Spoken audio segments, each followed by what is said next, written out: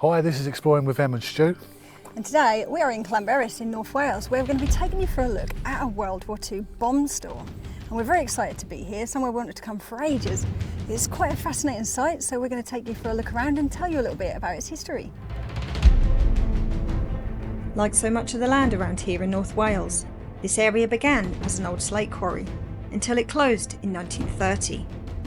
When the Second World War came, it was chosen as the site for a bomb store due to its remoteness and because it already had access to road and rail links. Thousands of tons of high explosives and incendiary bombs were stored here, and it covered an area of 2 football pitches originally. As a cheap way of camouflaging it from the air, it was covered in a thick layer of waste slate chippings. Sadly, in 1942, over half the roof collapsed due to the weight of the slate, burying 14,000 tons of bombs. The debris was cleared and the bombs recovered, but clearly this cost-cutting method hadn't paid off.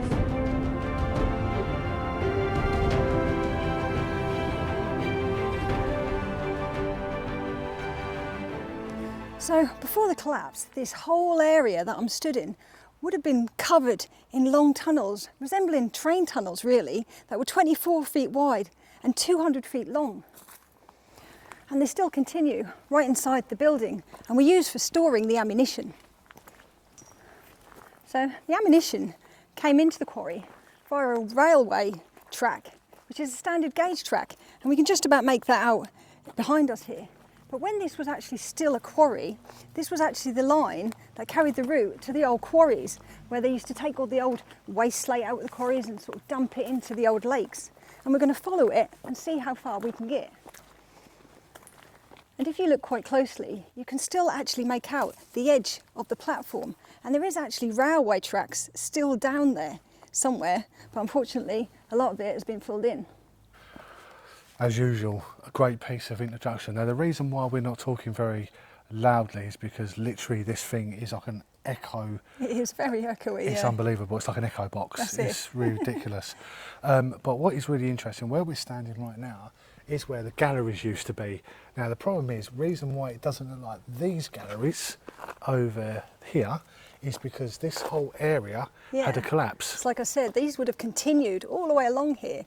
And I think they were lettered A to S, so there was quite a lot of galleries. I think there's sort of 8 running here. Of course, they just continue on now in the part that didn't collapse. That's it. But it's incredible to think the amount that they would have had to have cleared from all that slate that obviously collapsed into it. But we're going to take a little look at this tunnel. We're following the track into a tunnel now. I'm going to have a little look and see what's actually in there, because we don't really know.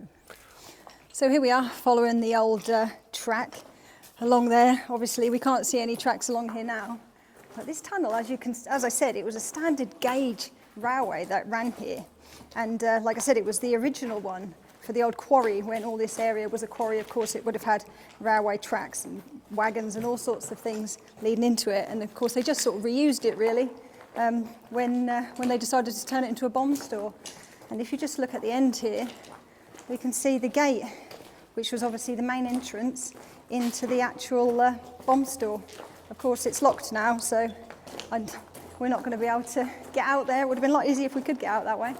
But this goes straight out onto the road and would have originally have gone to the big Lake Padan, where they dumped all the waste slate back in the day, straight into the lake. So this is actually pretty amazing really to see that it had an actual real gauge or standard gauge railway. But what is quite interesting about this quarry bomb store, they've actually got some really good features, because it doesn't just have a standard gauge, does it? No, it's got some narrow gauges.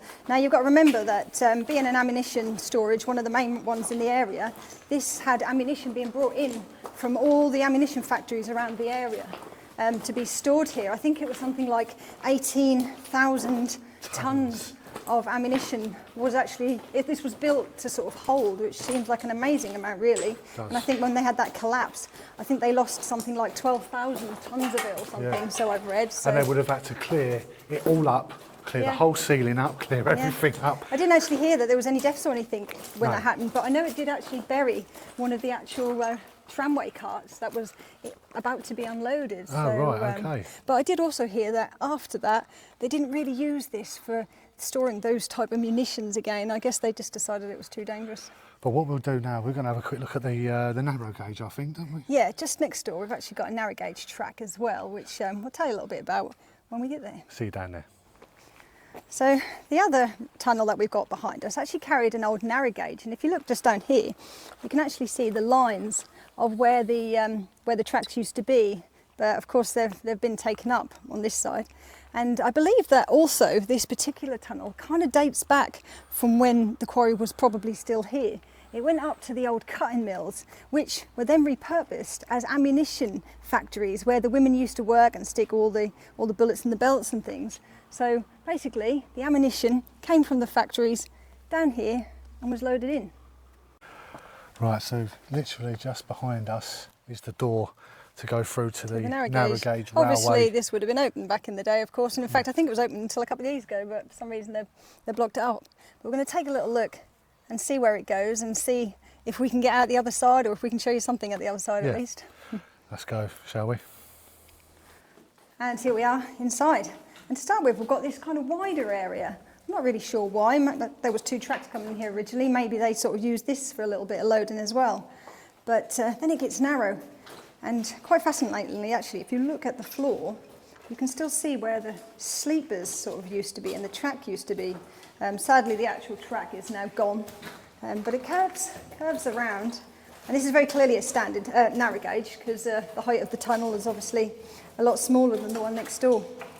But yeah, there used to be some old cutting sheds from when the quarry used to obviously cut slate tiles, and they repurposed some of those during the war to turn them into sort of ammunition factories to make all sorts of ordnance and things, I suppose. And that track ran all the way out down there. Now, as I've already seen now, this is obviously blocked off. So sadly, we're not going to be able to show you exactly where it goes to, but it's quite cool to see the tunnel anyway, even if we can't see anything else. So it's actually quite cold down here, and I'm actually getting dripped on because of all the condensation. Very got a damp. lot of condensation. And it's actually quite nice being a bit cold down here because it's really been hot hot day. outside, yeah.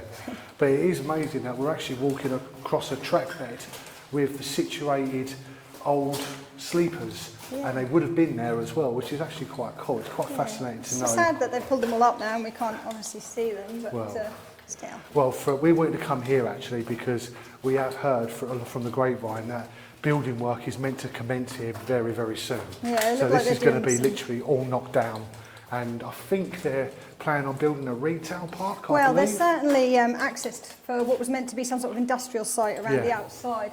There's not much been going on for many years, but that doesn't mean that they're not going to start at some point. And some people have said there's some activity going on, so we don't get very many opportunities to come to Wales. No, so we don't. We wanted to make sure we did this while we were here. Exactly, but this is like a bucket list. But look at that, the reinforced ceilings. Now that's really cool. And I did actually look further down the tunnel, and I could see, and you can see some here, you've got some little attachments. Oh, so yeah, they very clearly had some sort of light down here lighting as well, system, yeah. which I suppose they would have needed, obviously.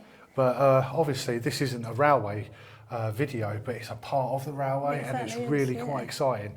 But we are now going to be heading into the courtyard, which used to be where the collapse area is. Yeah, we're going to head back out into the main area, and we're going to follow that standard gauge that actually runs straight into the building. And it is really cool because there's actually a station in there, sort of stuff. Pretty much, yes, yeah, pretty a whole station. loading platform. So we are looking forward to it. So bear with us, come out the door, and we'll see you in a sec.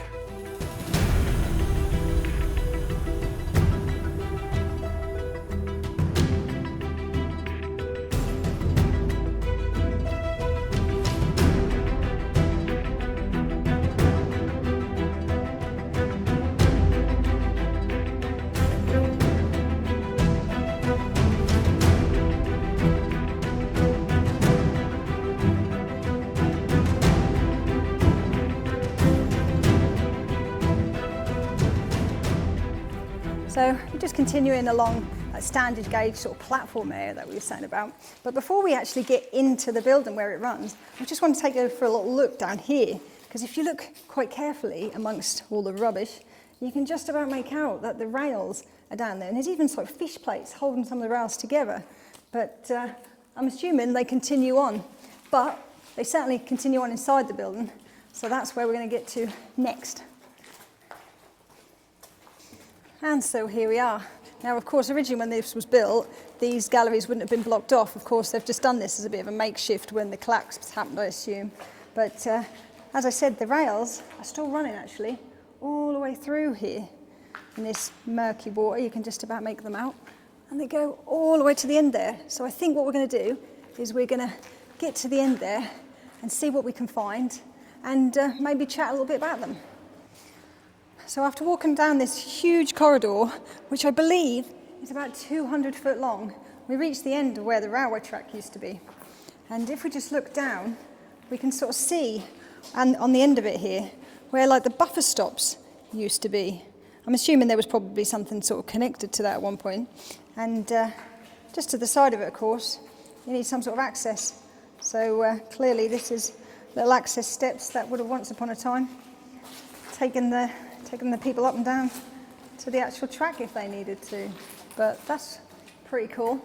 But I think we're going to have a little look at some of the other galleries now, because there was 8 galleries along here. This is the only one, obviously, that had the railway track. The others are sort of empty galleries. So I'm going to show you a few of them anyway and see what we can find in them. Right, so we've just come into the second gallery. Second gallery, and I think this one is actually called Gallery C. It is C10. Yes, it's up there. because they were all sort of, they were all numbered or lettered as they went along, and they all consisted of different bays as they went down. That's it. All the way to, I think maybe 13, I'm not too sure, I'll have to check with you that. But we are coming up to an incredible artefact. Yes. I think it's incredible. It's really interesting. It's very old. And here we have it. We have come up to a lift shaft. And the lift shaft actually goes up another floor. It does, yeah. And it's really interesting. Which we're hoping we can get up to. Yeah, I mean, obviously I will be doing cinematics of this. And, you know, Wales wouldn't be complete without its mannequin. Yeah. As you can see It's down always there. a mannequin for some reason, There's isn't always it? a mannequin, I I don't know really why. understand. But it is interesting. There's plenty of artefacts to see around here. I mean, the lift workings, even down to the fuse board. We've actually got a fuse board here. That's absolutely incredible. And all along here, as you can see here, are cable carriers that run all the way down. Yeah, because although it's very, very dark today, of course, originally this would have all had lights in it. Of course it would have obviously. done. Yeah. Of course it would We've have got done. plenty of that conduit still all on the ceiling there. Absolutely, We look at look that. really Oh, look at closely. all that, yeah. Absolutely. Okay then, well, you know, we can keep on telling you about these places all the time, and we can go through each gallery as much as you want. The thing is, the galleries are always going to be roughly the same, anywhere you go really, but we are going to show you some features. We've actually got another lift area down here. This one looks more substantial, and we've got bricked up areas as well. For some reason they bricked it up. This could be because of the collapses they had before and they've reinforced Now, it. I believe after the collapse, there's some adaptations to this building, which I think has got something to do with them trying to reinforce the ceiling just to try and prevent, obviously, another collapse happening. But yeah, like Stu's just said, now this facility originally had 3 lifts, 2 of them which are on this particular part of it, the indoors part now, and the other lift would have been in that outdoors bit, which obviously not outdoors originally, but of course is now, and there's no sign of that. But there's lots of original mechanisms and things on these lifts, so I think Stu's going to give you a proper little look at them.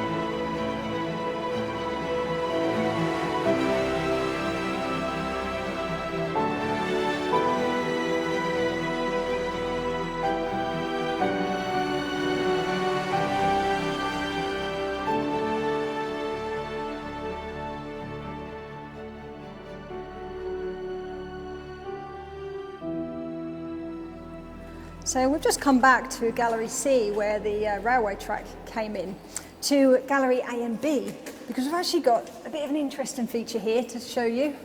And we believe in this particular gallery they had offices. I guess they would have needed some sort of office to sort of sort out all their things, bits and pieces up here. I don't know if they would have originally had some sort of windows, but I can only assume there'd have been sort of chairs and tables and all sorts of things in here. I'm not sure if there's anything else that we can really think of these actually being. So I'm guessing they would have needed something like this. So I'm assuming that's what this is. So we've just had Emma in the gallery just before this. This is A gallery. This is at Gallery A, and the one I've just come from was Gallery B. But there appears to be something identical here, some sort of office area. Yeah. We've just come up some steps. It's actually pretty incredible, and then literally down there goes like another long tunnel. It's pretty cool. Yeah. It really is amazing, this place, and it's Second World War, so it's right up me and Emma Street. Oh, definitely, yeah. But we are going to carry on now. We've got a few galleries to show you, but we've also got an upstairs that we want to show you as well. And there's one more feature actually in the lower level to show you as well. Yes. Before we actually take a little look upstairs. So, maybe we'll go and see if we can hunt that out for you. We'll go and find it. So just coming into Gallery D, and we can actually hear what we've been looking for, because we're surrounded by the sound of running water. And that's because this particular gallery actually had a service tunnel that ran out of it. It would have carried sort of power lines and things like that. And we've actually got it just here. But this wasn't only used as a service tunnel. It was very likely dates back to the time of the quarry, I imagine. And they just sort of adapted it for use as a bomb store. But the bomb store would have also probably used this as a bit of an emergency escape from the actual facility if they needed it. But it literally runs straight into the quarry pits outside in the elements. We're not going to go and have a little look because we don't fancy climbing through that hole and getting wet. But it was interesting to have a little look and sort of talk to you a little bit about what it was, because not a lot of people always know. Back next door into Gallery C, where the lift shafts also was, we've also got the stairs to get upstairs, so we're going to have a little look and see what's up there.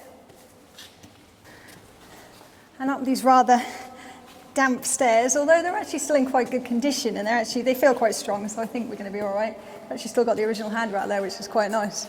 And in to yet another row of galleries. These run directly above, obviously, the other 8. I think there's another 8 up here, and they run all the way to S. And I think they're also divided off into sort of like 11 different bays. So we're going to have a look and see if we can show you the top of those lift shafts, because of course this is where they ran to. And I'm not sure what else is up here. I think again it's just pretty much the same thing over and over again, these long 200 sort of yard galleries or foot galleries, empty, but still it's quite fascinating. So we'll turn you around and we'll show you some of these lifts. Right, so yeah, we're approaching another set of lifts now, and I actually believe this actually has the lift in it. Yeah, so these are the two lifts that does. obviously we saw downstairs. There we go. And of course, this is where they are, up here, which is quite incredible actually. They're in situ. So when they finished doing all their loading of their ammunition, they decided to keep it upstairs. Yeah, exactly. But we're not actually going to go in there because of course we're not silly. We don't know how strong they are. But there is actually a few little features that we can show you just in there. Like the little light on this ceiling there. I will be showing everything. Don't worry about that, Emma. He's going to get to it. So yeah, that's quite cool to see, isn't it? So just leaving that lift behind us, we're going to take a look at the top floor of the other lift that we obviously saw downstairs. We've got it just here. Again, this one looks in relatively good condition, considering, like I said, it's been sat here sort of since the 1940s. Again, this one seems to, if you just have a little look in there, seems to be left sort of in the upstairs position. But look at this gate, look. See the old latch on it. It's like one of those old sort of pull gates, isn't it, that you sometimes see in like posh hotels or something. I guess this was just sort of the type of lifts that they obviously had sort of back in those days. But it's still got all the old wires and everything. All the old lift wires and everything in there. That's quite incredible to see. Even up to the old police systems and things. So wow, That's quite amazing. I've never really seen anything like this before, I don't think. So we've just come back down to the ground floor, and I think we're probably showing you just about everything that there is to probably show you around here. So I think we're going to get back outside and join up again with Stu.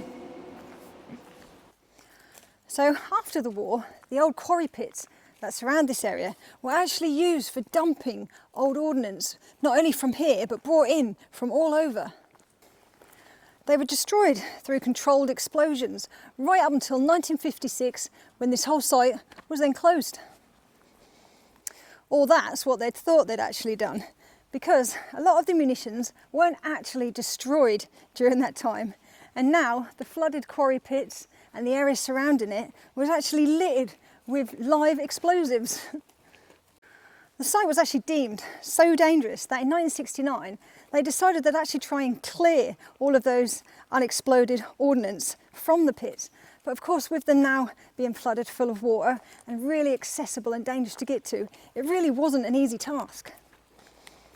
Hundreds of tons of explosives and debris had to be painstakingly removed from those pits, often by trained rock climbers and even divers. So again, another cost-cutting method didn't pay off in this case, did it? It actually took them around 6 years to clear all those explosives that were just littering all the hillside and the quarry pits and everything.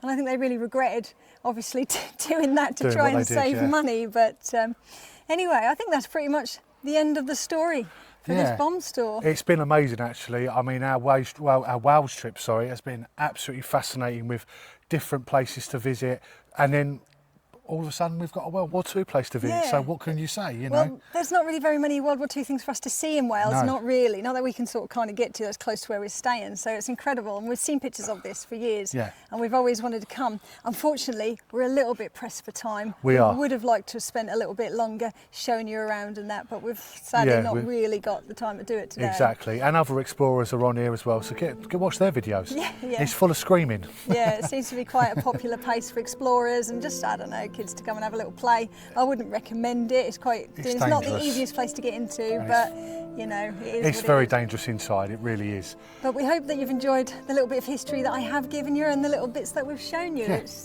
been really exciting to finally get here. That's it. So if you've liked the video, please like and subscribe. It's really building our channel really well at the moment, isn't it? Absolutely. Our community is getting very, very good. We're getting good comments. You know, it's good, it's good. And we love all the comments, so keep them coming. And we always reply. That's it. And also, we've got our Patreon, so if you want to join that, you can have a little look at the details below. Yeah, that's it. And check out our other Instagram, Facebook, that's all social in there media below as well, of course. That's it. But as from Exploring with Em and Stu here at... well, we're going to call it Llanberis Bomb Store. That's it. Thanks for watching. We'll see you again. Bye-bye. Bye-bye.